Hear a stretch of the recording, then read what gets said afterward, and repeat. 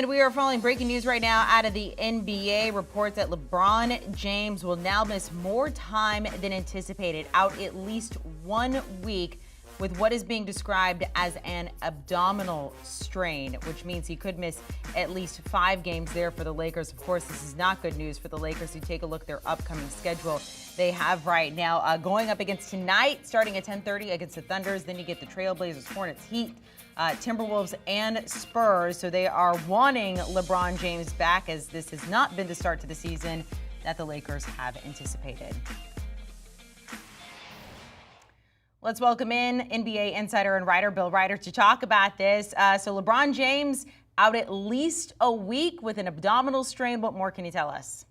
Yeah, that's right. And talking to folks, Amanda, around the NBA, this fits the pattern that several general managers, executives, and scouts that I've talked to this week for a story that actually comes out tomorrow on the Lakers expected. You just hear around the NBA for the first time ever a belief that LeBron James has gotten old, that LeBron James, though incredibly dynamic, will not be able to play 75 games and every game in a postseason, that they're going to have to manage him and that he's going to get hurt over the course of the year. So this injury, and we'll see what happens, is probably more of the same for LeBron. He's no longer a young guy, and more than one executive pointed out that the Tom Brady comparison applies only to one person in the history of sports at that level. It's Tom Brady. So this injury certainly reflects the view that a lot of GMs, a lot of executives, a lot of scouts around the NBA believed was going to be the case this year. A lot of nagging injuries for LeBron. They're going to keep him out at times. Yeah, well, he already had that ankle injury last week that kept him out of, 2 games there. Now this strain.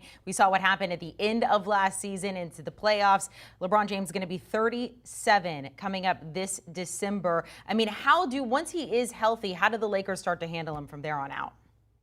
Yeah, I mean, it's going to be LeBron James' call, which is one of the interesting things about this organization. As one executive told me, Rob Pelinka is not the GM. LeBron James is the GM. It's not just media members who make that joke. That's the belief around the NBA. And LeBron's always been really good at managing his body, about understanding how to get to the finish line of a regular season and still have what he needs in reserve in order to push through all the way to June to an NBA Finals. So if LeBron isn't feeling right, if he's not feeling personally like he's needs to be out there, he's going to rest himself. He's always subscribed to the Greg Popovich model that you need to take care of your body.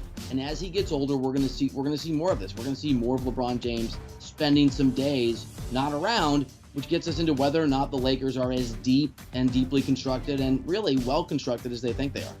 The Lakers were a favorite to win the title again going into this season. Of course, they won it year before last, back in the bubble.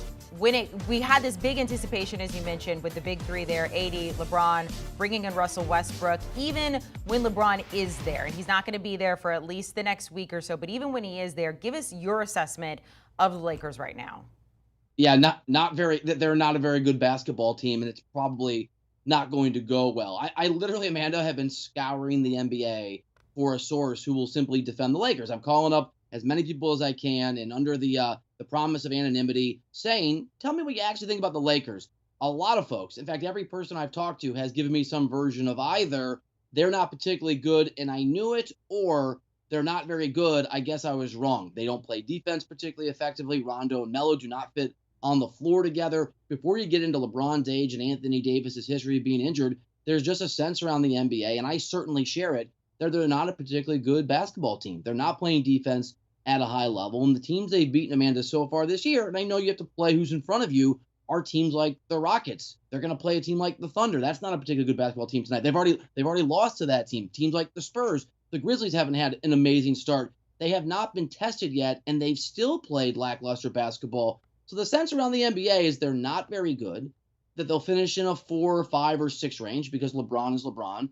And the ultimate question will be, come May, is LeBron James still young enough and able enough, and is Anthony Davis healthy enough that they can carry a very imperfect roster through the postseason as LeBron's done when he was younger in the past? That's a question we're going to be asking ourselves in May. Let's talk about the questions coming up in this next week. How do the Lakers handle not having LeBron James for at least a week with this strain?